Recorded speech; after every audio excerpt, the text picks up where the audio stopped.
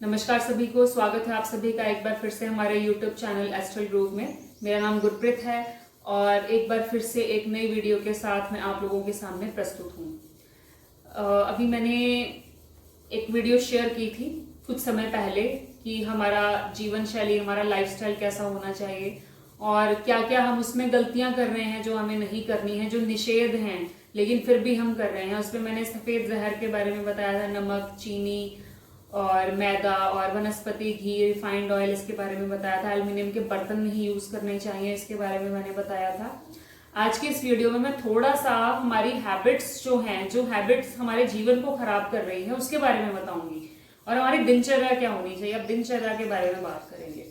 पूरे दिन में हमारा व्यवहार कैसा हो, आचार विहार की बात हम करते हैं। हमारा आहार कैसा हो, हमारे विचार कैसे हो, हमारा व्यवहार कैसा हो, ये हमारी दिनचर्या में आता है। चर्या मतलब ये जो मैंने कंटेंट्स आपको बताया, हमारा आहार, हमारा व्यवहार, ये कैसा हो तो वो दिनचर्या बन गई। तो दिनचर्या क्या है? अब देखिए, हमारी जीवन शैली जो बन गई ऑब्वियसली वो हमारी दिनचर्या है। हम सुबह से लेके रात के सोने तक जो चीजें कर रहे हैं, सूर्यास्त से पहले जो चीजें कर रहे हैं, हम सुबह उठने से सूर्यास्त तक, वो हमारी दिनचर्या में आ गया। क्या क्या हम करते हैं, काम करते हैं नहीं करते, हम दिन में सोते हैं या नहीं सोते, कितना हम क्या खाते हैं, कितना खाते हैं, सुबह उठने से लेके अब तक कितना काम हमारा रहता है, हम क्या सोचते हैं, और सब चीजें आ गई मतलब हमारे उसके दिनचर्या के अंदर। तो उसी के बारे में आज हम बात करेंगे।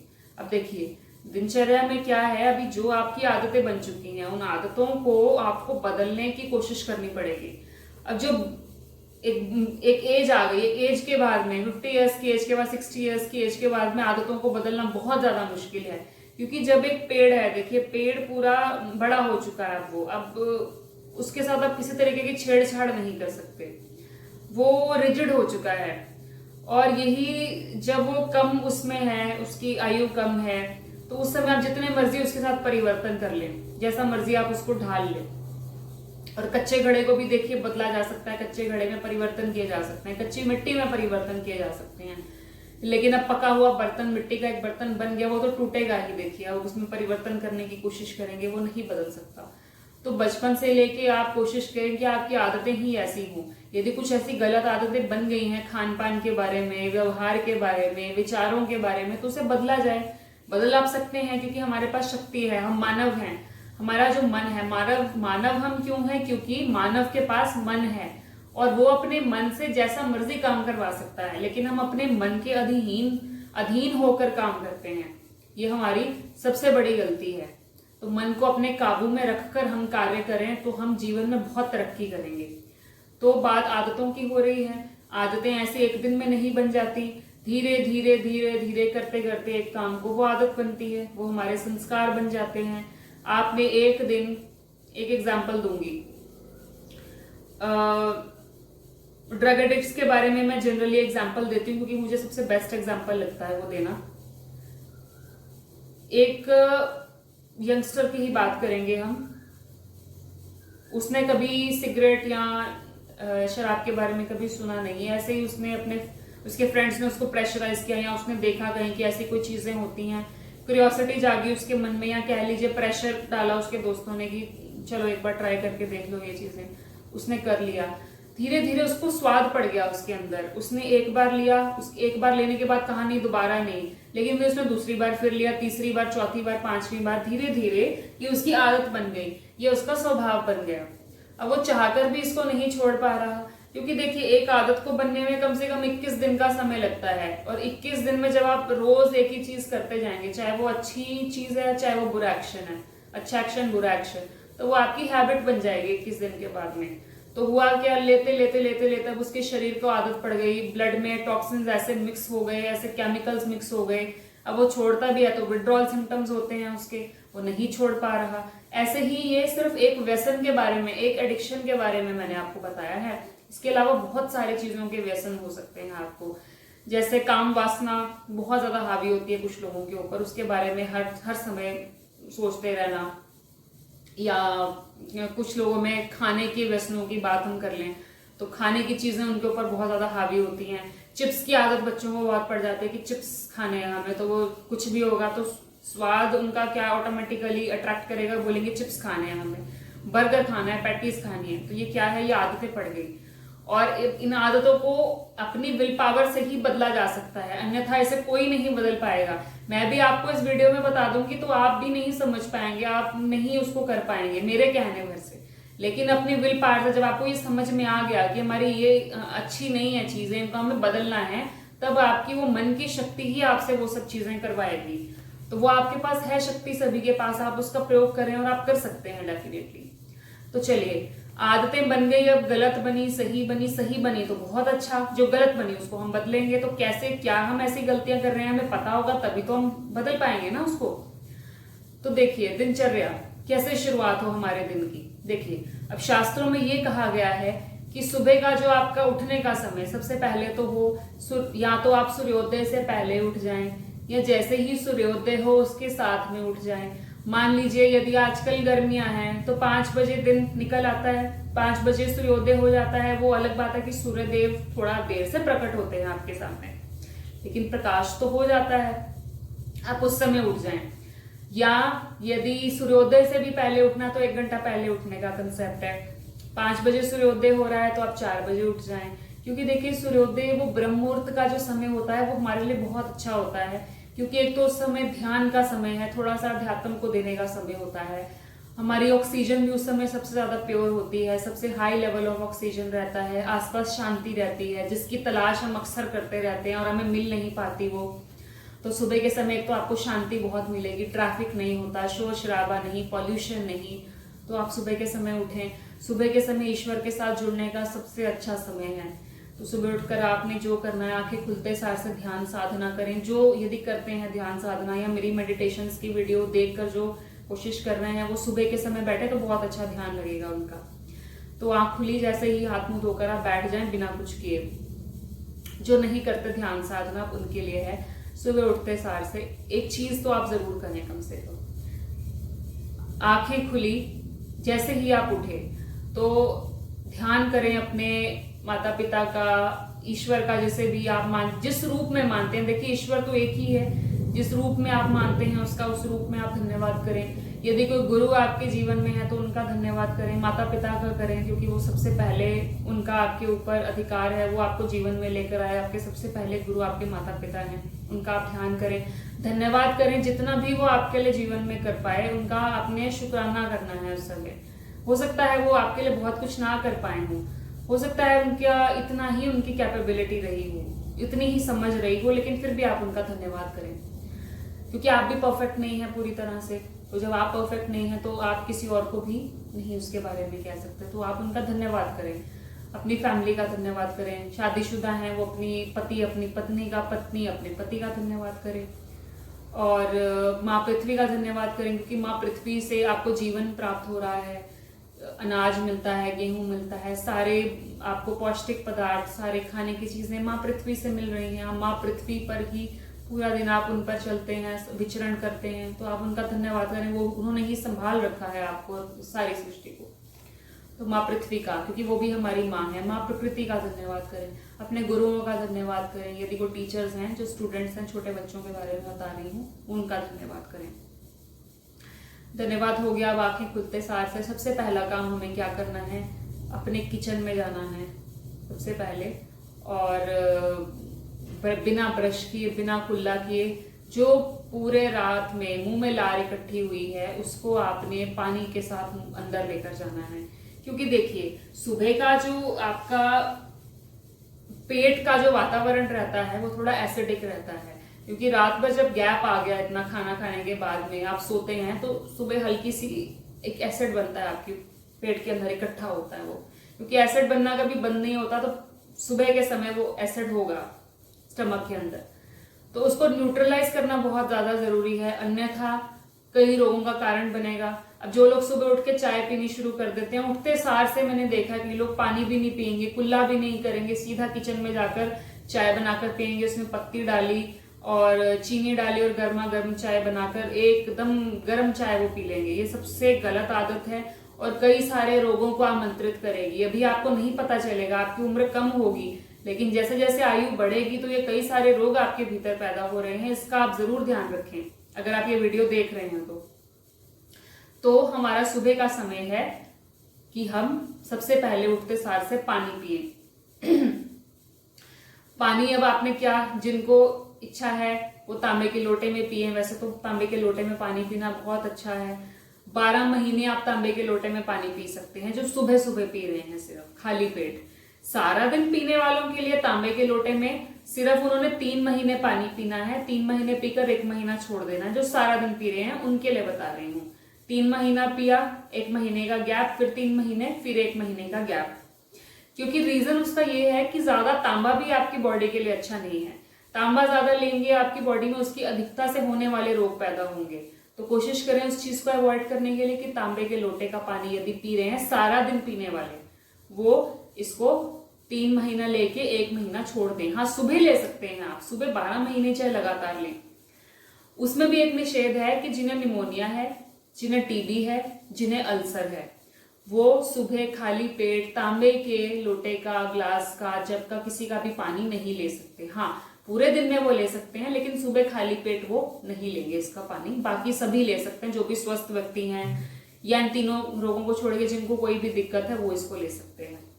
और एक इसमें ऑप्शन आप ये कर सकते हैं, रात को तांबे के लोटे में पानी रख दें और इसमें थोड़े से तुलसी के पत्ते इसमें भिगो कर रखते हैं। रात को 4-5 पत्ते डाल दिए, सुबह उसका भी अर्क इसके अंदर आ जाएगा, इसमें उसका भी असर आ जाएगा, तांबे के भी आयंस इसमें इकट्ठे हो जाएंगे और सुबह एज इट इज उस पानी को आप पी लें बिना उसमें कुछ मॉडिफिकेशन किए।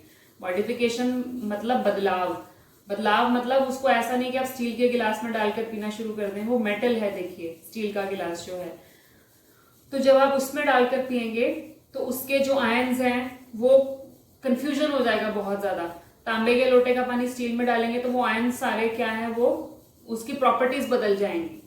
तो कोशिश ये करें कि यदि आपने सर्दी के मौसम में आपको ठंडा लग रहा है, तांबे के लोटे का पानी आपने गर्म करना है तो उसे किसी तांबे के ही बर्तन में डालकर गर्म करें। उसे स्टील या एल्यूमिनियम के बर्तन में ना डालें। सिर्फ तांबे के पानी को तांबे में ही गर्म करें, हल्का सा, बिल्कुल ज्यादा जरूरत नहीं होती उसको गर्म करने की। गर्मियों में तांबे के लोटे का पानी ऐसे ही यूज किया जा सकता है, ऐसे ही पिया जा सकता है। यदि बाकी आप मेटल्स ले रहे हैं, कोई और स्टील के गिलास का वैसे ले रहे हैं, उसको आप हल्का गुनगुना कर सकते हैं सुबह के समय। बाकी दिन में आप जैसे मर्जी गर्मी के मौसम में पानी पिए, हल्का गुनगुना पिए पानी आप। तो ये था सुबह का, सुबह आप पानी ले लें।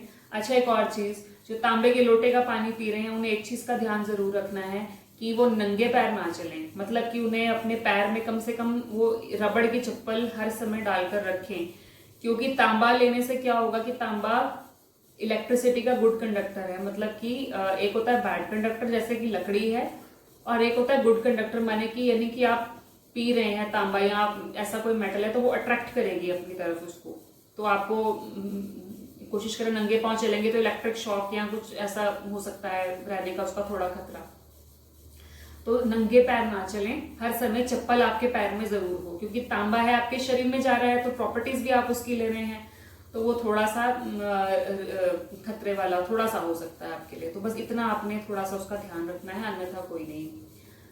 और उसको ढके नहीं पानी को, उसको कोशिश करें जाली दे दें रात को जब आप पानी बिल्कुल वो कर रहे हैं, ढक रहे हैं, तो क्योंकि कई बार स्मेल आ जाती है पानी के अंदर, तो उसको हल्का सा आप जाली के साथ ढक दें बस लोटे या उसमें गिलास में। तो सुबह उसका पानी पी लें। बर्तन को फिर से धोएं अच्छे से सुबह उठकर और फिर से उसमें ताज़ा पानी भरें। पहले बचे हुए पानी में और पानी ना डालें, क्योंकि उसमें स्मेल पैदा हो जाती है, कई बार बैक्टीरिया पैदा हो जाते हैं, तो रोज ताज़ा पानी आप उसमें डालें। अच्छा, एक और चीज़ आपको मैं बताना चाहूँगी, जो हमें लगता है कि हमारी लाइफस्टाइल का हिस्सा ही बन चुका है, लेकिन वो कहीं ना कहीं गलत है। हम जो गिलास में पानी पीते हैं, गिलास में पानी पीने का कंसेप्ट हमारे भारत का नहीं है, ये कहीं ना कहीं यूरोप से आया ये कंसेप्ट, और वहां से वो गिलासेस आते आते हमारे इंडिया में आ गए और हमने उसको एक स्वाभाविक से चीज मान लिया और हमने लोटे को, और लोटा मतलब गोलाई वाली चीज, उसको हमने अपने घरों से बाहर निकाल दिया। तो कोशिश ये करें कि गिलास यदि आपको छोड़ सकें तो गिलास को छोड़कर लोटों को वापस लेकर आए अपने घरों में। लोटा क्यों? अब आप ये भी पूछेंगे कि लोटे का यूज क्यों करें। अब देखिए, गिलास और लोटा दोनों के सरफेस में फर्क है, दोनों की शेप में फर्क है, और जो पानी है पानी का ना तो अपनी कोई प्रॉपर्टी है, ना गुण है, ना कोई शेप है। उसको आप जिस भी शेप में डालेंगे वो वैसी शेप ले लेगा, जिस भी चीज में डालेंगे वैसा गुण धारण कर लेगा। तो मिट्टी में डालेंगे, मिट्टी के गुण धारण कर लिए। तांबे में डाला, तांबे के गुण धारण कर लिए। दूध में डाला, छाछ में डाला तो छाछ के गुण धारण कर लिए। ऐसे ही जिस शेप में डाला, जिस आकार में डाला वैसा गुण धारण कर लिया। तो देखिए जो गोल है, अब लोटा क्या है, लोटे का अपना कोई एक रेखीय नहीं है लोटा, उसकी रेखा ऐसे कोई एक रेखीय नहीं है, उसका अलग अलग तरीके की ऐसे शेप होती है, कुछ इस तरीके की बनी हुई। और क्योंकि वो गोल है लोटा, तो गोल होने की वजह से उसका जो सरफेस एरिया रहता है, सरफेस एरिया उसका कम रहता है। सरफेस एरिया मतलब कि उसका सरफेस एरिया का सरफेस टेंशन, उसका सरकमफ्रेंस गोल चीज का कम रहता है। और जो लंबाई वाली चीजें हैं उसका सरफेस एरिया, सरफेस टेंशन ज्यादा रहता है। तो जब हम कम सरफेस एरिया वाला, कम सरफेस टेंशन वाली चीज लेते हैं, पानी या दूध उस सरफेस में रखा हुआ, तो कम सरफेस एरिया वाला क्या करेगा, हमारे इंटेस्टाइन्स के अंदर जाएगा और दबाव नहीं डालेगा उसके ऊपर, क्योंकि वो पानी हल्का होता है। कम सरफेस एरिया वाला दबाव नहीं डालेगा तो क्या होगा, प्रेशर नहीं डालेगा तो मल को उखाड़ेगा वो इंटेस्टाइन्स में से, और वो मल उखाड़ कर सारा रिमूव कर देगा। इसके कंपैरिजन में, क्योंकि देखिए जो आपकी लार्ज इंटेस्टाइन होती है ना, वो कुछ मेम्ब्रेन्स होती हैं, ऐसे फ्लैट नहीं बनी होती, वो ऐसे ऐसे ऐसे ऐसे मेम्ब्रेन्स होती हैं। तो उसके अंदर कचरा जो भी आप खाते हैं वो फंस जाता है जाकर। और फिर जब हाई सरफेस टेंशन, मतलब एकदम टेंशन वाली चीज कोई बॉडी के अंदर गई, तो क्या हुआ, उसने दबाव डाला आपके इंटेस्टाइन्स पे, तो दबाव से क्या हुआ, मल और ज्यादा पीछे चला गया। तो वो मल पीछे जाता जाता क्या होगा, फिर और ज्यादा रोगों का कारण बनेगा। मल निकलेगा नहीं बाहर शरीर से पूरा। अब आप कहेंगे हम बहुत सालों से ले रहे हैं, तो आप थोड़ा सा ऑब्जर्व करें, बदलाव लाके देखें, इस चीज में आपको खुद फर्क लगेगा। जिन्हें कॉन्स्टिपेशन रहती है वो इसको जरूर ट्राई करें। अब ग्लास में जब पानी लेते हैं तो क्या होता है, उसकी सरफेस टेंशन, सरफेस एरिया ज्यादा है। पानी लिया, उसने दबाव डाला इंटेस्टाइन्स के ऊपर, दबाव से मल और पीछे चला गया। और गोलाई वाली चीज से क्या हुआ, मल उखड़ेगा, मेम्ब्रेन्स में फंसा हुआ, वो पानी वहां जाएगा, दबाव नहीं डालेगा, उखाड़ेगा उसको। दूसरी चीज, जब भी दूध जो है ना, दूध का एक एग्जांपल दे देती हूँ। दूध का सरफेस टेंशन लिक्विड्स में सबसे ज्यादा कम रहता है। अब कैसे प्रूव करेंगे, दूध को, थोड़ा सा दूध आप लें, उसको आप चेहरे पर लगाएं, चेहरे पर लगा के थोड़ी देर के लिए दूध को छोड़ दें। क्या होगा, उससे थोड़ी देर के बाद जब कॉटन से आप साफ करेंगे चेहरे को, तो मैल निकलेगी, काली हो जाएगी रुई आपकी। क्यों काली होगी, क्योंकि दूध स्किन में गया, स्किन के अंदर जाके उसने जितनी भी मैल फंसी हुई थी उसको सरफेस पे ले आया, और आपने रुई से साफ किया, वो सारा बाहर आ गया। इसके कंपैरिजन में यदि आप हाई सरफेस टेंशन वाला कुछ लगाते हैं ऐसे फेस के ऊपर, तो वो और ज्यादा अंदर ले जाता है उसको, जो भी मैल फंसी हुई है, तो वो बाहर नहीं निकलती, वो और ज्यादा अंदर चली जाती स्किन के, और स्किन के पोर्स और ज्यादा बंद हो जाते। तो दूध का सरफेस टेंशन, सरफेस एरिया कम है, इसलिए उसने मल को उखाड़ दिया।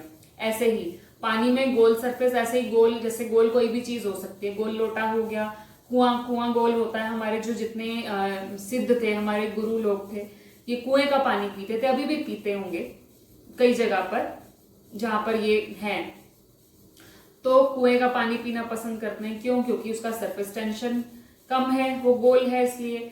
ऐसे ही यदि कोई तालाब है गोल जिसका एरिया हो, तो वो छोटे छोटे जो तालाब बने हुए हैं वो भी गोल होते हैं, उसका पानी हो गया। तो ये गोल सरफेस बेसिकली मैं कंसेप्ट आपको समझाना चाह रही हूँ। तो वो लोटा सबसे बेस्ट है आपके लिए। दूसरा, ठंडा पानी ना पिए। अब कुछ लोग सुबह उठकर ठंडा पानी पीना शुरू कर देते हैं, एकदम चिल्ड पानी फ्रिज में से निकाल कर पिएंगे, और पूरे दिन में भी वो चिल्ड पानी पिएंगे, चलिए सुबह नहीं भी पिया तो। ठंडे पानी का सरफेस टेंशन सबसे ज्यादा हाई रहता है, तो क्या करेगा, ठंडा पानी एकदम से प्रेशर के साथ गया, पानी भारी होता है जो ठंडा होता है, अंदर गया, इंटेस्टाइन्स का जितना भी मल निकलना चाहिए था वो क्या करेगा, प्रेशर डालेगा आपके इंटेस्टाइन्स पे, वो मल और ज्यादा पीछे चला जाएगा, मेम्ब्रेन्स में फंस जाएगा और ज्यादा।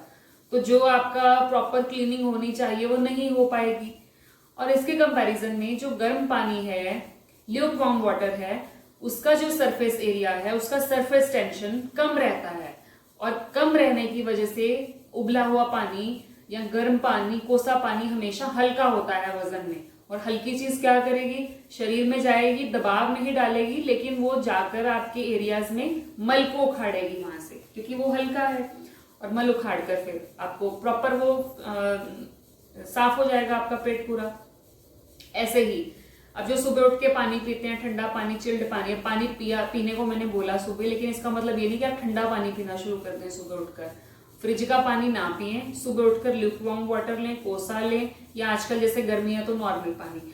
तांबे के लोटे में ले रहे हैं, नॉर्मल ले सकते हैं, वैसे अन्यथा लेना है तो आप हल्का सा गुनगुना कर लें, ठंडा ना लें, क्योंकि कॉन्स्टिपेशन जिनको रहती है, ठंडा पानी एक कारण है उसके पीछे। और यही कॉन्स्टिपेशन आगे ब्लड में एसिड बनाएगी, ब्लड में, आपके पेट में से ब्लड में एसिड जाएगा, ब्लड से फिर वो एसिडिटी फैलते फैलते आपके हार्ट में जाएगी और आपको हार्ट डिजीज क्रिएट करेगी। तो कोशिश ये करें कि आप लोग ठंडा पानी ना लें, क्योंकि ठंडा आपके शरीर के लिए ठीक नहीं है। ना ज्यादा गर्म ना ज्यादा ठंडी चीजें आपके लिए अच्छी हैं। ज्यादा गर्म लेंगे तो क्या होगा, ज्यादा गर्म, जो कि गर्म से मतलब है आपकी बॉडी का जो टेम्परेचर है, उससे जब भी आप हाई चीज लेंगे तो क्या होगा, बॉडी क्या करेगी, उसको अपने टेम्परेचर पे लाने की कोशिश करेगी। यदि गर्म ले लिया तो उसको ठंडा करने की कोशिश करेगी, चिल्ड ले लिया, बहुत ठंडा ले लिया, तो फिर उसे अपने टेम्परेचर पे लाने की कोशिश करेगी। और कई लोग तो ऐसे हैं, जैसे आजकल शादियों में होता है कि गर्म चीज के, गर्म खाने के ऊपर से साथ में आइसक्रीम भी होती है, तो हम लोग आइसक्रीम बड़े शौक से खा लेते हैं, लेकिन हमें उसके नुकसान नहीं पता। तो यदि ठंडी चीज गर्म चीज इकट्ठी खा रहे हैं तो वो तो सर्वनाश होने वाला है आपके लिए। क्यों? क्योंकि कंफ्यूजन क्रिएट हो जाएगा बॉडी में। अब वो गर्म चीज को ठंडा करे कि ठंडी चीज को गर्म करे। अब उस कंफ्यूजन में, उस कॉन्फ्लिक्ट में क्या होगा, पूरी बॉडी का जो ब्लड है वो आपके स्टमक में आ गया। स्टमक में आने से वो उसको ठंडा करने की या गर्म करने की कोशिश करेगा। अब पूरे अंगों में इसकी जो डेफिशिएंसी थी हो गई ब्लड की। अब डेफिशिएंसी से क्या होगा, जब लॉन्ग टर्म में, शॉर्ट टर्म में तो नहीं फर्क पड़ेगा, लॉन्ग टर्म में अगर यही चीजें चलती रहें तो आपके ब्रेन में ब्लड की कमी हो जाएगी, आपके पूरे के पूरे शरीर में कमी हो जाएगी, जहां रिक्वायरमेंट है पूरे शरीर में ब्लड को। और धीरे धीरे ब्लड की कमी होने से paralysis, brain stroke, brain dead, ये सारी स्थितियां पैदा होंगी। और जो लोग ठंडा खाना खाते हैं, बहुत ठंडा, ठंडी आइसक्रीम हो गई, ठंडी बर्फ की चीजें, कोल्ड ड्रिंक्स हो गए, कोई भी ठंडी चीज हो गई, पानी हो गया, उसे लेने से आपका पेट ठंडा होने लग जाएगा। और यदि पेट ठंडा हो गया तो पेट ठंडा होने से आपका पूरा शरीर ठंडा हो गया। पूरा शरीर ठंडे होने का मतलब आप जानते हैं कि आप लोग, अब यहां से आपका कनेक्शन खत्म, अब राम नाम सत्य। सीधा सीधा इसका मतलब यही है, शरीर ठंडा होने का यही अर्थ है, राम नाम सत्य।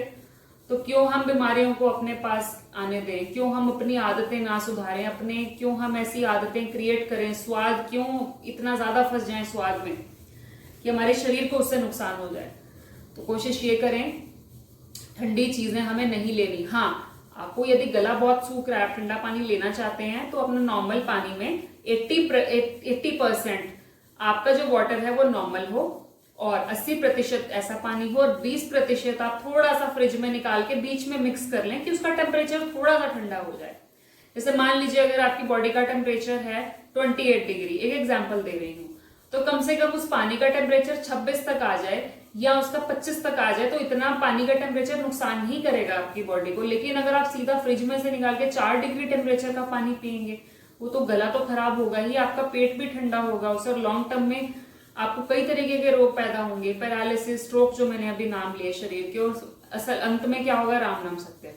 तो अगर आप नहीं चाहते ये सब चीजें, तो कोशिश करें ये आदतें सुधारें। सुबह तो पीना ही है ल्यूकवार्म वाटर, पूरे दिन में कोशिश करें हल्का ठंडा पानी। अगर गर्मी का मौसम है, गला बहुत सूखा है, तो बिल्कुल हल्का सा पानी। चलिए ठीक है, ये सुबह पानी की शुरुआत हो गई, हमारी लार अंदर चली गई, पूरा मुंह में अच्छे से हमने घुमाना है पानी को। उससे क्या होगा, लार जितनी रुकी होगी हमारे मुंह में इकट्ठी हुई होगी, जिसकी मेडिसिनल प्रॉपर्टीज हैं, वो हमारे पेट में जाएगी, हमारे एसिड को न्यूट्रलाइज करेगी वो। और एसिड न्यूट्रलाइज करने से क्या होगा, एसिडिटी के रोगों से हम बचेंगे। इसके बाद में अब आप बिना कुल्ला के ब्रश के पानी पी लिया। अब यदि आप ब्रश करना चाहते हैं, कुल्ला करना चाहते हैं, तो अवश्य करें। उसके लिए आपको क्या करना है, यदि जिनके दांत कमजोर हैं, यदि जिनके मसूड़े फूले हुए हैं, मसूड़ों में से खून आता है और दांत अन्यथा ठंडा गर्म लगता है उनके मुंह में, तो वो कोशिश करें कि ब्रश की जगह पे मंजन का प्रयोग करें। और जिनको आदत है ब्रश घिसा घिसा के करने की और दांतों की बहुत घिसाई करने की, वो समय से पहले अपने दांत गिरा लेंगे। क्योंकि देखिए, दांतों को जितना घिसेंगे उनका जो एनिमल है वो कम होता जाएगा, और जब उनका सरफेस ही पूरा खराब हो गया तो उनमें कमजोरी आ जाएगी धीरे धीरे, तो दांत ज्यादा दिन नहीं रहेंगे। तो कोशिश करें कि ब्रश बहुत ज्यादा तेज ना करें मुंह के अंदर में, ये एक गलत आदत है हमारी। और यदि आपको दातुन मिले तो और भी अच्छा, दातुन का प्रयोग करें आप। नीम की दातुन मिल जाए, नीम की दातुन की जा सकती है। मतलब मौसम के अनुसार में जो दातुन आपके लिए अवेलेबल है आप उसका प्रयोग करें। सर्दी में जो बूटियां अवेलेबल हैं, जो वृक्ष अवेलेबल हैं, जैसे अमरूद की दातुन है वो आप कर सकते हैं सर्दियों में। और नीम की दातुन तो वैसे भी 12 महीने भी कर सकते हैं, तो उसकी करें आप लोग। और बाकी मंजन करें। मंजन का एक आपको मैं घर पे बनाने का तरीका बताती हूँ, बहुत सिंपल है और बहुत अच्छा रहेगा आपके लिए वो। थोड़ा सा सरसों का तेल ले लें, सरसों के तेल में चुटकी सी हल्दी, चुटकी नमक डाल लें, सेंधा नमक थोड़ा सा उसमें मिक्स करें या काला नमक। उसको अच्छे से मिक्स करने के बाद में ब्रश कर लिया जब आपने, या नहीं भी किया अगर, तो हल्के हल्के से अपने दांतों की मसाज करें। थोड़ा सा ऑयल लिया, पूरे मुंह में अच्छे से उसको लगाएं, पूरे मसूड़ों की हल्की हल्की, दबाना नहीं है मसूड़ों को, हल्की हल्की सी मसाज पीछे तक पूरा दांतों में भी लगा लें। एक तो अब जो हल्दी और नमक है वो एंटीसेप्टिक है, कहीं कोई जख्म है, कहीं कोई कैविटी अगर होने वाली भी होगी तो वो उसको बचाएगा और आपके दांतों को हेल्दी रखेगा, मसूड़ों को भी हेल्दी रखेगा। और ये जो आप टूथपेस्ट यूज करते हैं, बहुत अच्छी बात है कि मसूड़ों के लिए जिनके वीक हैं वो टूथपेस्ट यूज करने चाहिए। लेकिन कई बार टूथपेस्ट और वो नहीं कर पाते उस चीज को प्रॉपर ठीक। आप जितनी मर्जी दवाइयां खा ले, नहीं आपको कुछ असर दिखेगा। तो ये कुछ सिंपल सिंपल सी चीजें हैं, आप ये करें, मंजन करें और दातुन का प्रयोग करें, ये आपके लिए बहुत अच्छे हैं। अन्यथा त्रिफला भी कहा जाता है, बारीक पिसा हुआ त्रिफला, उसके साथ आप मंजन कर सकते हैं सुबह उठकर। थोड़ा सा त्रिफला हाथ में ले और अपने दांतों को पूरा ऐसे रगड़ें दांतों पर, पतला बिल्कुल बारीक पिसा हुआ। ये कुछ मंजन था, वो मैंने आपको बताया। दांत साफ कर लिया अब आपने, या कुल्ला भी कर लें अगर आप तेल के साथ कुल्ला करना चाहते हैं, जिनको लार नहीं बन रही मुंह में और वो बहुत ज्यादा परेशान है इससे, तो वो इसका प्रयोग करें। सुबह थोड़ा सा मुंह में तेल लेकर उससे कुल्ला करें। कैसे मुंह में घुमाना है, नारियल का तेल ले लें 2 चम्मच, 3 चम्मच टीस्पून 2 टीस्पून तेल, 3 टीस्पून पानी, उसको मुंह में डालकर अच्छे से घुमाएं मुंह के अंदर और 10-15 मिनट रखने के बाद उसको वापस गिरा दें। और इतनी देर आप जो अपने बाकी काम करना चाहते हैं वो करें। बीच में अगर आपको लगता है कि बहुत ज्यादा समय हमारा निकल जाएगा इसमें, तो आप बाकी काम कर लें बीच में। 15 मिनट मुंह में तेल रखें। ये कुछ कंसेप्ट था। अब इसके बाद में काढ़े का कंसेप्ट है। सुबह सुबह चाय नहीं पीनी चाहिए। जिन्हें बहुत ज्यादा तलब उठती है तो वो काढ़े का प्रयोग करें। अब वो कैसे, ग्रीन टी नहीं कह रही मैं मार्केट में से खरीद कर पीने के लिए, आप घर में ही बनाए नेचुरल चीजें। क्या, अभी जो हार्ट पेशेंट है उनके लिए सबसे पहले, हार्ट पेशेंट वाले अर्जुन छाल का प्रयोग करें, बहुत अच्छी मानी जाती है अर्जुन छाल। अर्जुन छाल को आप कैसे लेंगे, सुबह 1 कप पानी में उसको ले लें, आधा चम्मच मिला लें अर्जुन छाल का। उसमें थोड़ी सी सौंठ भी आप मिला सकते हैं, हल्की सी सौंठ मिला ली, हल्का सा गुड़ मिला लिया मिठास के लिए आपने उसमें। और दूध डालना चाहते हैं, वैसे सुबह दूध पीने का निषेध है, सुबह दूध नहीं पीना चाहिए, दूध रात में पीने का कंसेप्ट है। तो यदि आप पीना चाहते हैं तो आप अमृत अर्जुन छाल के साथ जो आप पी रहे हैं उसमें आप दूध मिला सकते हैं, उसमें आपको अलाउड है, आप दूध मिला लें। और ये आप काढ़ा बना के सुबह पिए, आपके लिए बहुत अच्छा है हार्ट पेशेंट्स वालों के लिए। तो दूध ऑप्शन था, वैसे पानी में ही आपको मिलाकर पीनी है। अच्छा, दूसरी चीज, अर्जुन छाल हार्ट पेशेंट्स के लिए थी, या जो बचना चाहते हैं रोगों से, 40 साल की एज क्रॉस कर लियो, लगता है कि हार्ट डिजीज तो बहुत आजकल कॉमन ही हो गई है, उससे बचना है, तो आप कोशिश ये करें कि एक तो अपने लाइफस्टाइल में थोड़ा सा चेंज लेकर आए। मैंने एक अपनी पिछली वीडियो में बताया भी है कि कौन कौन से ऑयल्स हैं जिनसे हार्ट डिजीज की प्रॉब्लम होती है, तो उनसे हम बचें थोड़ा सा। और ये थोड़ा सा बदलाव अपने भीतर आप लेकर आए हार्ट की प्रॉब्लम के लिए, अर्जुन छाल का प्रयोग आप करें। दूसरा, चाय पीने वाले थोड़ा सा अदरक, थोड़ी सी तुलसी या सौंठ पाउडर ले लें अदरक की जगह, थोड़ा सा गुड़, थोड़ी सी काली मिर्च, ये सब कंपलसरी हैं। और ऑप्शनल में क्या आता है, थोड़ी सी दालचीनी, थोड़ी सी दालचीनी हो गई और थोड़ी सी लौंग डाल लें, क्योंकि ये सारी गर्म तासीर की चीजें हैं। ये काढ़ा आप सर्दियों में बनाकर पी सकते हैं, या यदि आपको सर्दी जुकाम हो गया है, जैसे आजकल कोरोना वायरस फैला हुआ है बहुत ज्यादा, तो इसमें आप वो काढ़ा बनाकर पिए। आपको एक तो पीने में भी बहुत अच्छा लगेगा और आपके शरीर की रोग प्रतिरोधक शक्ति को बढ़ाएगा। और यदि लाइम ग्रास है आपके पास, थोड़ा सा लाइम ग्रास का पत्ता मिला लें, बीच में एक पत्ता मिला सकते हैं। लाइम ग्रास के अपने आप में कई सारे फायदे हैं। ये हार्ट डिजीज, हाई बीपी और आपकी इम्यूनिटी बूस्ट करना, कई सारे रोगों से आपको बचाता है। तो लाइम ग्रास, थोड़ी सी अदरक, थोड़ी सी तुलसी, थोड़ी सी काली मिर्च, बिल्कुल चुटकी सी काली मिर्च मिलानी होती है, इसमें ज्यादा नहीं मिलानी यदि आप पाउडर फॉर्म में यूज कर रहे हैं तो। यदि साबुत यूज कर रहे हैं 4 से 5 दाने 1 कप में मिलाए जा सकते हैं। और थोड़ा सा गुड़ मिला लिया, ऑप्शन में मैंने बता ही दिया, दालचीनी, या फिर आप थोड़ा सा उसमें मिला लें लौंग। ये सारी गर्म तासीर की चीजें हैं, तो ये आप पिए। इसके अलावा यदि गर्मियों में आप पीना चाहते हैं तो एक काढ़ा मेरा खुद का बनाया हुआ है जो मैं खुद बना के पीती हूँ।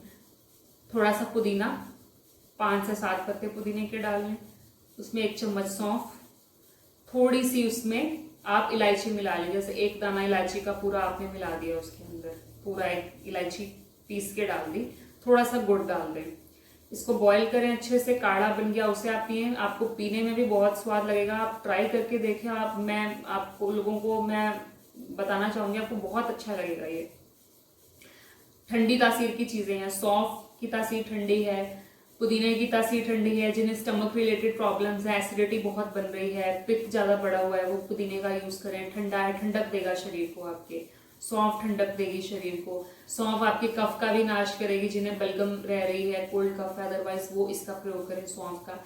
इलायची भी कफ का नाश करती है, गुड़ तो करता ही है कफ का नाश, तो ये आप चीजें ले। वात का भी नाश करेंगे, क्योंकि सुबह जब आप लिक्विड लेते हैं तो पानी से बनी हुई जितनी भी चीजें हैं, या जो तेल है, तेल में शुद्ध तेल की बात कर रही हूँ, रिफाइंड की नहीं, तो ये आपके भीतर वात के रोग का नाश करता है। तो ये हो गया, इतना ब्रश कर लिया, दातुन कर ली, काढ़ा पी लिया। अब ये दिन की शुरुआत अब कैसे करनी है? सुबह उठते सार से कोई हैवी वर्क नहीं करना। ऐसा नहीं है सुबह उठते सार से आप भारी काम करने लग जाएं, वो नहीं करना। जैसे जैसे दिन का समय बढ़ता है, अपनी आप गति को, अपनी एनर्जी को बढ़ाएं और धीरे धीरे आप आगे अपने कामों में बढ़ें। तो उसके बाद अब आपका खाने का समय किस समय होना चाहिए? खाने का सिस्टम मिनिमम सूर्योदय हुआ, सूर्योदय से 2 घंटे तक आप अपना सुबह का जो भोजन है वो निपटा दें। वैसे तो कंसेप्ट ब्रेकफास्ट का है ही नहीं हमारे भारत में, लेकिन अगर आप करना चाहते हैं तो सुबह का ब्रेकफास्ट हैवी करें, खाली नहीं छोड़ें पेट को, कहने का ये मतलब है। सुबह अग्नि प्रदीप्त है, बहुत ज्यादा आपके पेट में आपको खुद फील होता होगा एक अग्नि जल रही है, तो अग्नि में कुछ ना कुछ डालना बहुत जरूरी है। तो आप उसमें भोजन डालें, जितना हैवी भोजन जो खाना चाहते हैं वो आप सुबह के समय खाएं, आपका वो पच जाएगा खाया हुआ। और जो भोजन नहीं करना चाहते वो सुबह खाली पेट फलों का भोजन करें, सुबह फल खा लें। अब फलों में ऐसा नहीं कि हम सारे के सारे ही फल खाने शुरू कर दें, कुछ लोग चाट बना के खानी शुरू कर देते हैं फलों की, मैं उसकी बात नहीं कर रही, वो बहुत गलत प्रैक्टिस है। फलों में आप क्या लेंगे, कुछ ऐसा मिक्सचर ले लें, जैसे आप एक टाइम पे एक ही फल लें, सेब ले लें, या पपीता ले रहे हैं तो पपीता ले लें अकेला, पूरा प्लेट भर के पपीते की खा लें, या अगर अंगूर खा रहे हैं तो अंगूर ही खाएं। कोशिश करें कि एक टाइम पे एक ही फल लें, ताकि उसका प्रॉपर इफेक्ट आपकी बॉडी के अंदर आ सके। क्योंकि खिचड़ी पकाएंगे तो सभी चीजों का मिक्सचर बन जाएगा, असर किसी का भी पता नहीं चलेगा, और कहीं ना कहीं एक दूसरे से अगर इनका कॉम्बिनेशन सही नहीं हुआ कुछ फ्रूट्स का, तो वो नुकसान भी करेंगे बॉडी को। जैसे एसिडिक फ्रूट्स के साथ में कभी भी अल्कलाइन फ्रूट्स नहीं लेते, जैसे आपकी मौसमी और किन्नू एसिडिक है और पपीता एल्कलाइन है, तो ये दोनों चीजें मीठे फल एल्कलाइन है, तो साथ में नहीं लेंगे।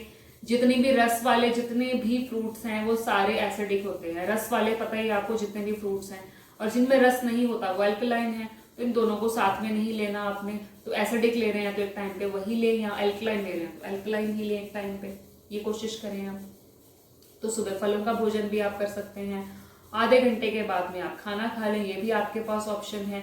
तो एक टाइम आप अपने बीच के समय में 10 बजे या 9:30, 10 या 10:30 बजे तक आपने भरपेट खा लिया।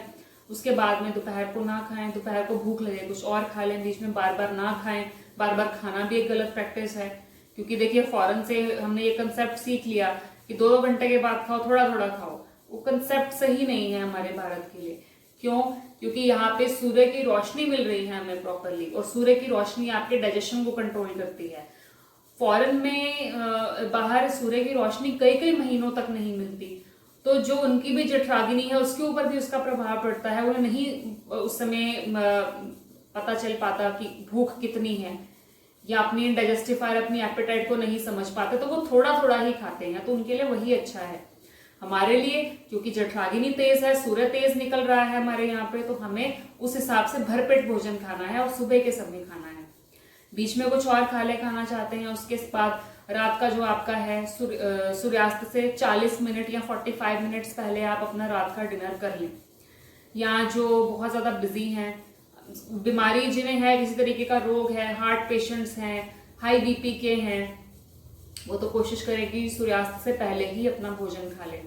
हाँ, जो बाकी लोग हैं लेट हो जाता है आने में, वो कम से कम 7 या 8 बजे तक नहीं खाना चाहिए वैसे तो, लेकिन फिर भी एक आप लोगों के लिए ऑप्शन है कि 7 या 8 बजे तक मैक्सिमम आप अपना डिनर निपटा दें, उसके बाद देर नहीं करें, क्योंकि रात का भोजन फिर वो सड़ता रहेगा आपके पेट में पड़ा हुआ, वो हजम नहीं होगा।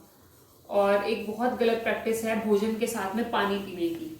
मैंने ये चीज देखी है कि कुछ लोग भोजन के साथ में पानी पीते हैं और इतना ज्यादा वो पानी पी लेंगे, इतना भोजन भी नहीं करते। तो कोशिश करें पानी ना पिए, क्योंकि वो जहर है खाने के साथ जब आप पी रहे हैं। क्यों? क्योंकि जब आप भोजन करते हैं उस समय आपके पेट में एक अग्नि प्रदीप्त होती है, अग्नि जलती है, जिसे हम कहते हैं जठरागिनी। जठरागिनी मतलब जठर, जठर माने कि आपका अमाशय। अमाशय को संस्कृत में जठर कहते हैं, इंग्लिश में एपिगैस्ट्रम कह देंगे, जो आपका स्टमक का ऊपरी हिस्सा है उसे।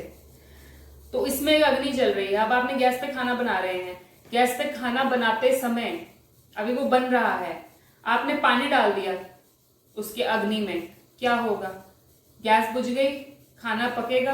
नहीं पकेगा, वो खाना पकेगा ही नहीं, कच्चा रह जाएगा। अब ऐसा ही कुछ आपके पेट में है, आपने खाना खाया या खा रहे हैं, बीच बीच में आपने पानी पी लिया ढेर सारा, क्या हुआ? अग्नि बुझ गई।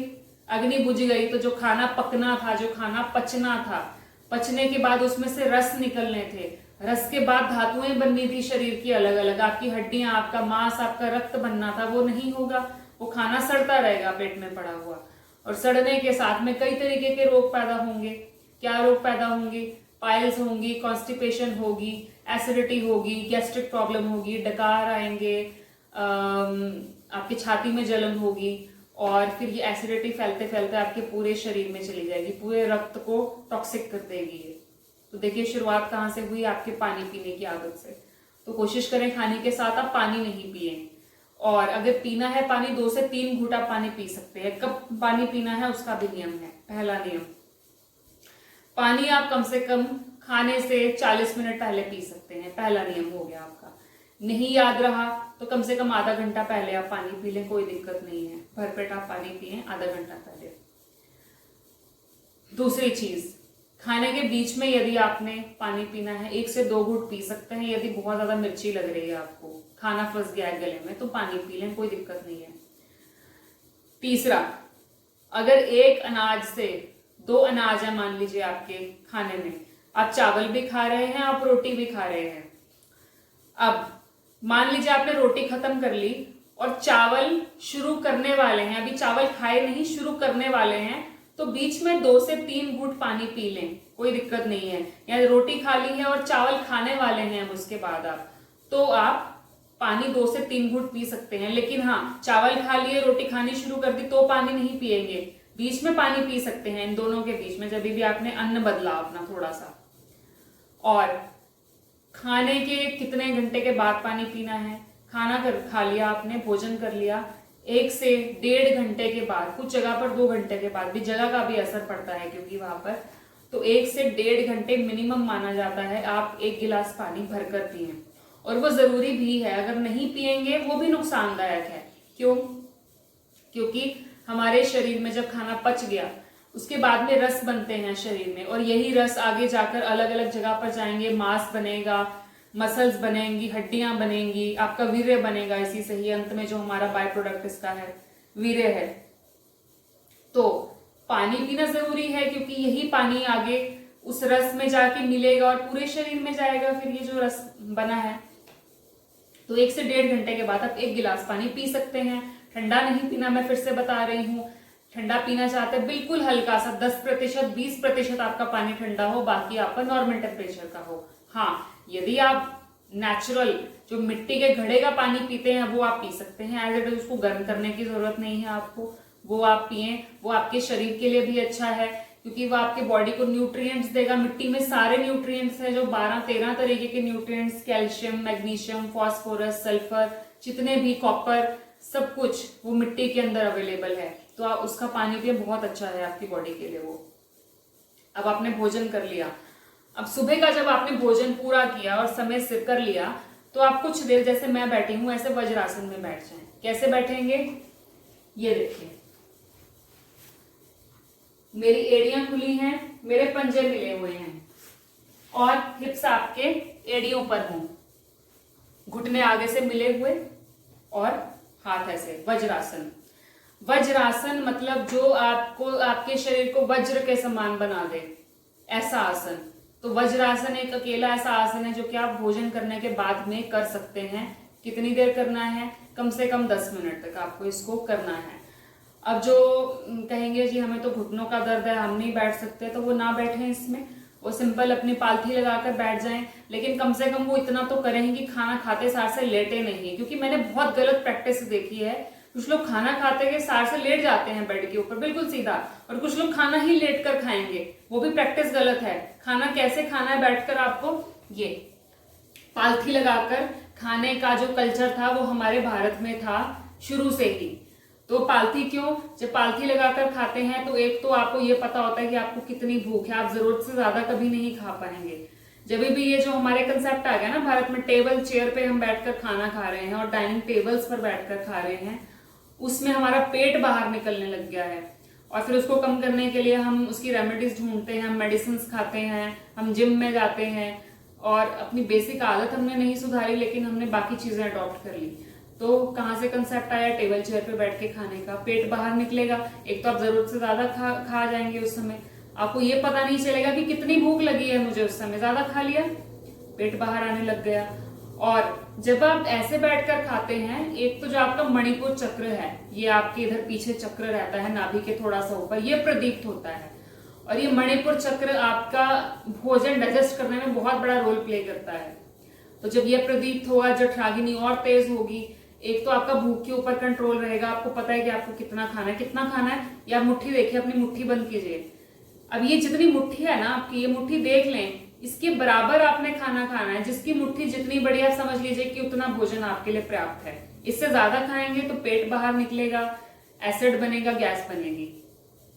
कंसेप्ट ये है, अपना आधा पेट भोजन से भरें, 1/4 पानी के लिए रखें, 1/4 हवा के लिए रखें, ये जरूरी है। हम क्या करते हैं, हम पूरा का पूरा जो पेट है वो भोजन से ही भर लेते हैं, उसके बाद ना तो पानी के लिए उसमें जगह बचती है, पानी तो वैसे पीना भी नहीं होता ज्यादा, थोड़ा सा जो पानी है वो पीना होता है, ना तो फिर हवा के लिए जगह बचती है।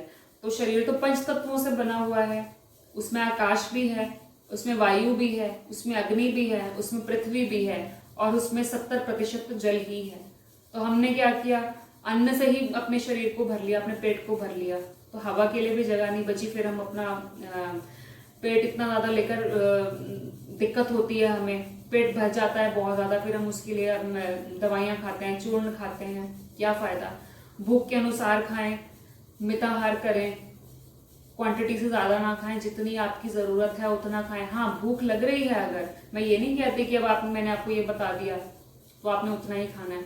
भूख लग रही है, अगर सच में आपको लग रहा है कि कोई बात नहीं, 1 रोटी ज्यादा खा लें, ब्रेकफास्ट अगर कर रहे हैं, सुबह का लंच कर रहे हैं, कोई दिक्कत नहीं है, उसमें आप हैवी खा सकते हैं, खा लें, कोई दिक्कत नहीं है, सेटिस्फाई होकर उठें। रात का खाना हल्का कर दें, यदि सुबह 4 रोटी खाई है और लंच अगर कर रहे हैं तो लंच में 2 रोटी कर दें, डिनर में 1 रोटी कर दें, कुछ ऐसा आप कंसेप्ट बनाएं, उसको कम कम कम कम करते जाएं आप। और दोपहर के समय छाछ लें खाने के साथ। यदि जो लोग कहते हैं हमें प्यास लगती है, हम क्या करें, खाना गले में फंस जाता है, तो हम क्या करें, तो वो छाछ का प्रयोग करें। छाछ, अब वो लस्सी नहीं कह रही, छाछ का मतलब है जिस मट्ठे में से, जिस लस्सी में से मक्खन निकाल लिया गया हो और अब उसमें कुछ नहीं है, सिर्फ वो जल रह गया है, तो वो वाली छाछ आप लें, खाने के साथ पी सकते हैं आप गिलास भर के, कोई दिक्कत नहीं है, क्योंकि वो खाने को पचाएगा।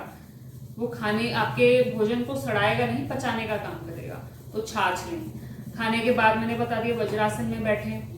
और उसके बाद में जो एक आसन का आपको प्रयोग करना है खाना खाने के बाद सभी लोगों को, आप उसमें लेट जाएं थोड़ी देर के लिए। कितनी देर? 20 मिनट से लेके 45 मिनट तक लेटना है आपको। अगर ज्यादा नींद आ गई, उसमें थोड़ी सी नींद ले लें, अलार्म लगा के सो जाएं, कोई दिक्कत नहीं है, लेकिन उठ जाना है 20 मिनट से लेके 40 मिनट या 45 मिनट्स के बीच बीच में आपको नींद पूरी कर लें, उठ जाएं। 2 घंटे तक ना सोए रहें, क्योंकि वो फिर आपको इंडाइजेशन क्रिएट करेगा, बदहजमी पैदा करेगा। तो वो आसन बता देती हूँ सबसे पहले आपको मैं।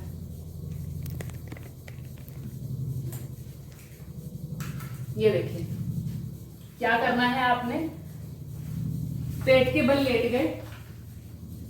अब लेटने के बाद में मैं आपको क्या करूंगी, मैं इस साइड से नहीं दिखाऊंगी आपको, मैं आपको इस साइड से दिखाऊंगी, दोनों साइड से, ताकि आप देख पाए उसको इजीली। करेंगे क्या, लेफ्ट साइड करवट लेके आपने लेटना है। और लेफ्ट साइड कैसे रहेगी आपकी, हाथ ऐसे रहेगा जब आप लेटे हैं। ये साइड देख लें पहले, ये हाथ ऐसे, ठीक है, ये लेफ्ट साइड का हाथ ऐसे नीचे, और आपकी राइट लेग, आपकी दाईं टांग ऐसे बेंड रहेगी, पैर ऐसे घुटने के साथ, और ये वाला हाथ ऊपर। जैसे बच्चा लेटता है, बच्चा सोता है, उस पोजीशन में आपने अपनी बॉडी को रिलैक्स करना है। तो क्या किया हमने, आपकी लेफ्ट साइड सीधी, लेफ्ट टांग सीधी, left leg, left hand straight, right hand ऊपर, राइट लेग बेंड। इस पोजीशन में 20 से लेके 40 मिनट तक आपने रिलैक्स करना है। रीजन, अब आप लोग पूछेंगे कि क्यों, तो मैं आपको वो भी बता दूं। देखिए, हमारे शरीर में स्वर चलता है, राइट नाड़ी, लेफ्ट नाड़ी, लेफ्ट नॉस्ट्रिल, राइट नॉस्ट्रिल चलती है। तो जब भी भोजन करते हैं हम, तो उस समय क्या होता है, ऑटोमेटिकली हमारी राइट नॉस्ट्रिल एक्टिवेट होती है। वैसे तो ऑटोमेटिकली हो जाती है वो, कोई दिक्कत नहीं है। और वो राइट नॉस्ट्रिल, राइट साइड चलना माने गर्मी पैदा होना शरीर में, सूर्य का उस समय बहुत ज्यादा इफेक्ट है। और वो खाने को पचाएगा, अग्नि बहुत ज्यादा तीव्र होगी। और कब तक तीव्र रहेगी, 1 घंटे तक। भोजन कर लिया, भोजन करने से 1 घंटे तक आपका जो वो है वो तीव्र रहेगी आपकी अग्नि, आपकी राइट नॉस्ट्रिल। तो उसके बाद अब उसके इफेक्ट को और बढ़ाने के लिए दोपहर के समय हम क्या करते हैं, एक तो बीपी बहुत हाई होता है, दोपहर के समय बीपी हाई रहता है, रात के समय बीपी लो रहता है, एक चीज का ध्यान रखें। और क्योंकि आपका जो ब्रेन है इतना ज्यादा हाई बीपी बर्दाश्त नहीं कर पाता, टॉलरेट नहीं कर सकता इतना ज्यादा प्रेशर अपने ऊपर, तो उसको रिलैक्स करने के लिए, उससे निजात पाने के लिए हम लेट जाते हैं। बाल शवासन कहा जाता है इसे। आपकी left hand, left leg straight, right leg, right hand bend. क्योंकि जब आप लेफ्ट साइड, अब आप कहेंगे कि लेफ्ट साइड लेट रहे हैं हम, तो आप जब लेफ्ट साइड लेटते हैं तो इससे आपकी राइट साइड एक्टिवेट हो जाती है बॉडी की, ये वाली साइड। और जब इस साइड लेटेंगे तो ये साइड एक्टिवेट हो जाएगी। और खाना खाने के बाद में इसी तरफ लेटना चाहिए, आपकी लेफ्ट साइड करवट लेके, ये ऐसे, क्योंकि इससे आपका खाना डाइजेस्ट होगा, जो भी भोजन किया है वो डाइजेस्ट होगा। नींद आ जाए, थोड़ी सी नींद आप ले लें, इसमें रिलैक्स हो जाए, और वो उठने के बाद में आप बहुत फ्रेश फील करेंगे। तो ये आपका दिनचर्या का था कि आपने भोजन करने के बाद में एक तो ये चीज का पालन करना है, बाल शवासन। उसके बाद उठ जाए, जो नॉर्मल एक्टिविटीज करनी है वो करें। और एक चीज का ध्यान रखें, कुछ लोग खाने के साथ चाय पीते हैं, मैंने देखा है पंजाबीज में भी बहुत ये ट्रेंड है। तो भोजन के साथ में चाय नहीं पिए, वैसे तो चाय ही नहीं पीनी चाहिए। हाँ, अगर आप, जो मैंने तुलसी और वो नेचुरल काढ़ा आपको बताया, वो आप ले सकते हैं, उसमें कोई दिक्कत नहीं है, वो नुकसान नहीं करेगा। लेकिन अगर आप इसके अलावा चाय ले रहे हैं खाने के साथ, तो बहुत ज्यादा नुकसानदायक है। तो कोशिश ये करें कि चाय का सेवन खाने के साथ ना करें। अगर हम अलग अलग तरीके के न्यूट्रिएंट्स ले रहे हैं, हम दाल खा रहे हैं, चावल खा रहे हैं सब, और ऊपर से चाय पी रहे हैं, या 1 घंटे मतलब खाने के साथ ही चाय ले रहे हैं, वो नुकसान करेगी। सारे जितने टॉक्सिन्स हैं चाय के अंदर, कैफीन, निकोटीन, वो सब आपके खाने में जितना पोषण है वो सब कुछ खत्म कर देगा।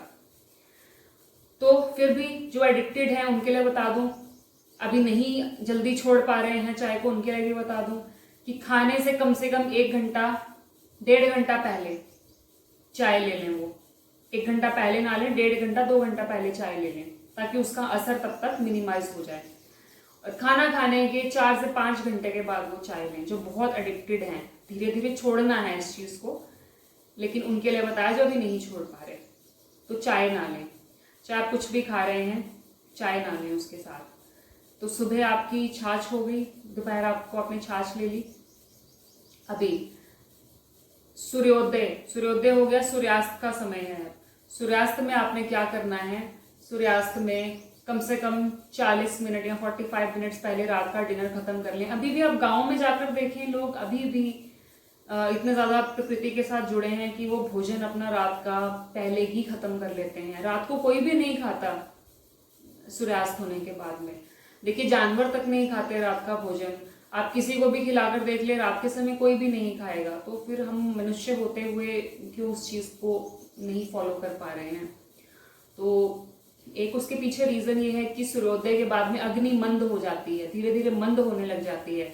सूर्यास्त के समय और सूर्योदय के समय अग्नि बहुत तेज रहती है हमारे पेट की, और सूर्यास्त के बाद में अग्नि मंद पड़ जाती है, और फिर धीरे धीरे बिल्कुल ही वो शांत हो जाती है।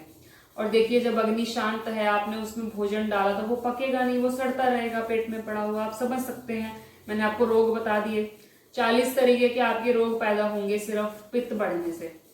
खाना सड़ेगा पेट में पड़ा हुआ। मैंने आपको कुछ गलत बता दिया। जो वात के रोग हैं, वात के रोग कम से कम 40, पित्त के रोग कम से कम 20। तो कुछ ऐसा हमारा कंसेप्ट रहता है इसका। एक क्षमा कीजिएगा मुझे, जो हमारे कफ के रोग हैं, कफ के रोग हमारे रहते हैं 20, पित्त के रोग रहते हैं 40, और वात के रोग रहते हैं 80, क्योंकि सबसे ज्यादा बीमारियां हमारे वात के कारण ही होती हैं। तो आप देख लीजिए, वात बढ़ेगी, वायु बढ़ेगी यदि शरीर में, तो किस किस तरीके के रोग पैदा होंगे। पित्त बढ़ेगा तो किस किस तरीके के रोग आपके शरीर में पैदा होंगे। कम से कम 40 तरीके के भिन्न भिन्न प्रकार के रोग पैदा होंगे आपके शरीर में। और कफ बढ़ गया तो कफ से 20 प्रकार के रोग पैदा होंगे। उसकी इतनी क्वांटिटी नहीं है, बट ज्यादातर इसी से ही होता है, अपनी डाइट का जब आप ध्यान नहीं रखते। तो कोशिश ये करें कि जो मैंने आपको बताया वो सिस्टम फॉलो करें। और रात को, अच्छा, जिन्होंने जल्दी भोजन कर लिया वो कहेंगे रात को भूख लग जाती है, क्या करें। तो रात को पानी पिए, रात को दूध पिए। आप पानी आपने जितना पीना है, पानी के बारे में और बता दूं, पूरे दिन में जो पानी है वो कम से कम आप 8 से लेके 12 गिलास पानी पिए। एक और मेजरमेंट बताती हूँ उसमें मैं, कितना पानी किसको पीना है। आप सभी अपना अपना बॉडी वेट जानते होंगे, कितना आपका वजन है। तो अपना बॉडी वेट एक बार मेजर कर लें और उस वेट को डिवाइड कर दें 10 के साथ, कितना वजन आया आपका। अब जितना भी आपका वेट आया है, उस वेट में से 2 को माइनस कर दें। यानी कि जितना भी, मान लीजिए मैं आपको, जैसे मान लीजिए आपने 40 से डिवाइड किया 10 को, 4 आ गया। अब 4 में से भी माइनस कर दें 2 को, यानी कि आपको 2 लीटर पानी पीना चाहिए पूरे दिन में। ऐसे ही अलग अलग वजन है जितना, किसी का 55 है, किसी का 65 है, वो 10 के साथ डिवाइड करें पहले, कितना आया, उसमें से -2 कर दें। जितना भी उसका निकला आगे निचोड़, उतना पानी आपको पीना है पूरे दिन में। सिंपल सा कंसेप्ट है ये। तो पानी का समझ में आ गया, मिनिमम पानी की क्वांटिटी इतनी होनी चाहिए। क्योंकि देखिए, शरीर 70% हमारा जल है। जल ही नहीं हम उसको देंगे यदि, तो हमारे शरीर में टॉक्सिन्स तो बनेंगे ही फिर। तो पानी इतना लें आप पूरे दिन में, पानी थोड़ा ना पिए। पथरी जैसे रोग भी पैदा होते हैं जब आप पानी नहीं पीते प्रॉपरली। तो पानी लें। रात को भूख लगती है, दूध पी लें, क्योंकि रात को दूध पीने का कंसेप्ट है। तो अब आप लोग कहिए कि हम तो सुबह पीते हैं दूध। तो देखिए, सुबह अगर आपने आदत डाल ली है तो सुबह, वैसे आयुर्वेद के अनुसार सुबह दूध नहीं पिया जाता, दूध का समय रात को माना जाता है। तो कोशिश आप यही करें कि रात को सोने से पहले आप दूध लें। यदि कॉन्स्टिपेशन जिनको रहती है तो वो थोड़ा सा दूध में 1 चम्मच गाय का घी मिला लें। अब आप कहेंगे कि हमें आदत नहीं है पीने की, तो कोशिश करें कि हम थोड़ा थोड़ा आदत डालें इस चीज की। कॉन्स्टिपेशन के लिए बहुत अच्छा है गाय का घी, वो आप डालकर पिए। या फिर हल्दी का सेवन करें, वात पित्त कफ तीनों को वो बैलेंस करती है। थोड़ी सी हल्दी आप मिला लें, उसको हल्का सा बॉईल कर लें, और हल्दी वाला दूध आप रात को पिए। नहीं तो आप हल्की सी उसमें मिश्री मिला सकते हैं, चीनी नहीं मिलानी है, हल्की सी मिश्री मिला लें। और जो लोग गुड़ लेना चाहते हैं दूध के साथ में, कभी भी दूध के अंदर गुड़ नहीं मिलाया जाता, क्योंकि दूध के साथ गुड़ की दोस्ती नहीं है, वो दूध फट जाएगा आपका। तो कैसे लेना है हमने उसको, थोड़ा सा गुड़ लें अपने हाथ में, एक एक बाइट गुड़ की लें और थोड़ा सा दूध का सिप लें साथ में। ये कंसेप्ट हो गया गुड़ के साथ दूध पीने का। और जो लोग बनाना शेक पीते हैं, बनाना शेक ना पिए। मैंगो शेक जो लोग पीते हैं वो मैंगो शेक पके हुए आम का बना के पिए, क्योंकि पका हुआ आम एसिडिक नहीं है, और दूध और एसिड वाली चीजों को कभी भी इकट्ठे नहीं लिया जाता। सिर्फ जो एक ही खट्टा फल है जो हम दूध के साथ ले सकते हैं वो है आंवला। सुबह के समय आप आंवला ले सकते हैं जब आंवले का मौसम हो। बाकी कोई भी सिट्रस फ्रूट आप दूध के साथ ना लें, ये भी हमें पता होना चाहिए। इसके बारे में हम गलतियां करते हैं बहुत ज्यादा। घी और शहद को कभी भी इकट्ठा बराबर मात्रा में नहीं लिया जाता, क्योंकि दोनों जहर बन जाते हैं। वैसे ना ही लें तो अच्छा, घी और शहद को कभी भी ना लें एक साथ में।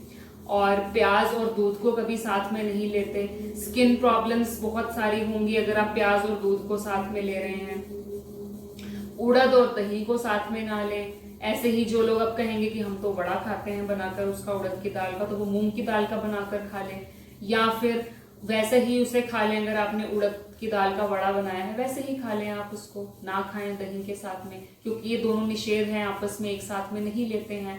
नमक और दूध का निषेध है आपस में, वो कभी नहीं लेते। दही और नमक का निषेध है, दही में नमक नहीं मिलाया जाता, क्योंकि देखिए दही के अंदर बैक्टीरिया होते हैं कई तरीके के। अब वो बैक्टीरिया आपके शरीर में जाने बहुत ज्यादा जरूरी हैं। तो अब जब आपने उसमें नमक डाल दिया तो वो सारे बैक्टीरिया मर गए। और जब चीनी मिलाते हैं, चीनी से मेरा मतलब है शक्कर से, शक्कर जब आपने उसमें मिलाई तो उन बैक्टीरिया की जो ग्रोथ है उनकी क्वांटिटी कई गुना बढ़ जाती है।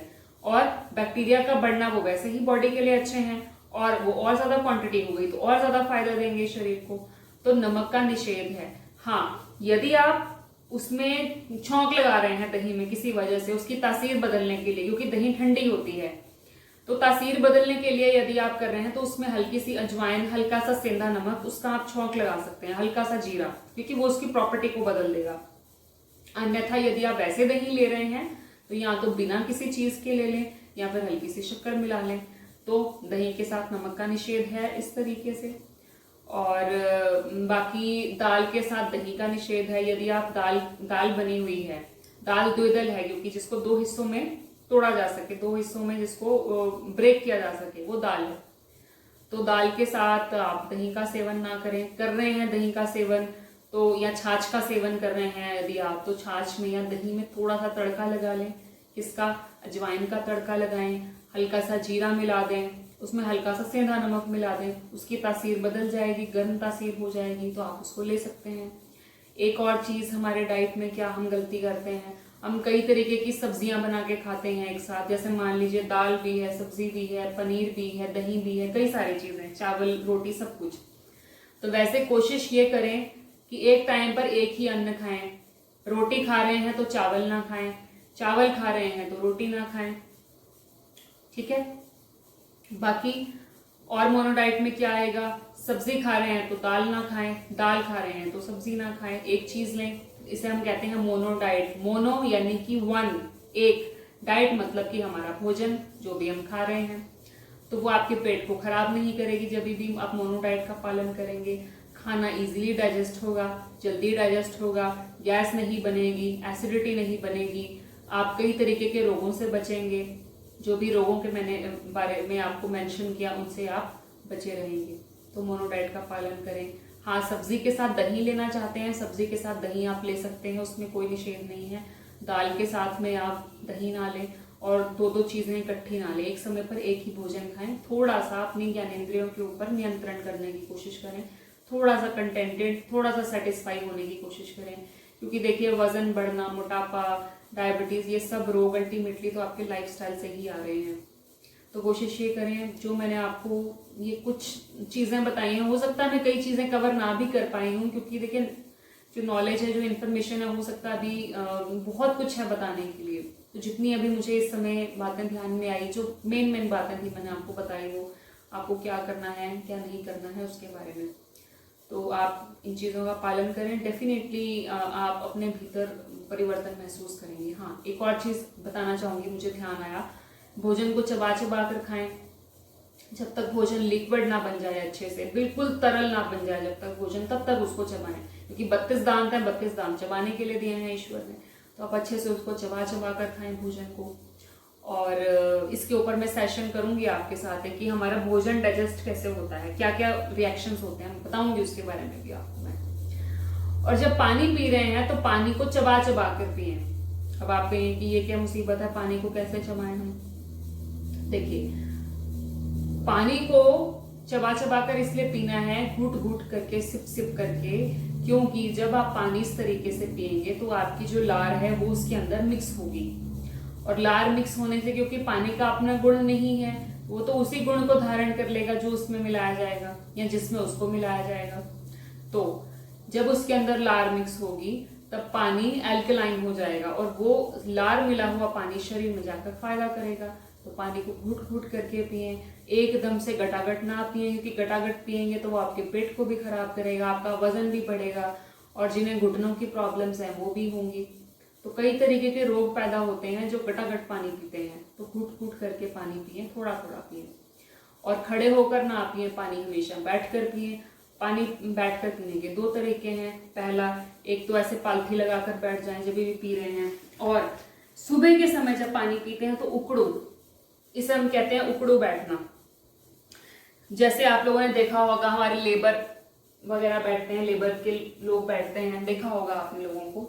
तो उस तरीके से आप बैठ जाएं, उकड़ू बैठना और पालथी लगाकर बैठना। इस पोजीशन में आप पानी पी सकते हैं। जिन्हें घुटनों का रोग है वो ना बैठे उकड़ू, वो सिंपल पालथी लगा लें।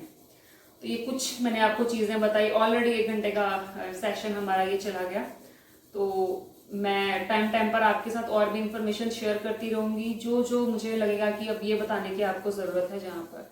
तो अभी के लिए मैं आप लोगों से विदा लूंगी। आप इस चीज को फॉलो करें अपनी लाइफ में, और मुझे जरूर आप कमेंट्स में बताइएगा कि आपको ये जीवन शैली अपनाने के बाद में क्या फायदा लगा अपने भीतर। तो अभी के लिए आप लोगों का धन्यवाद।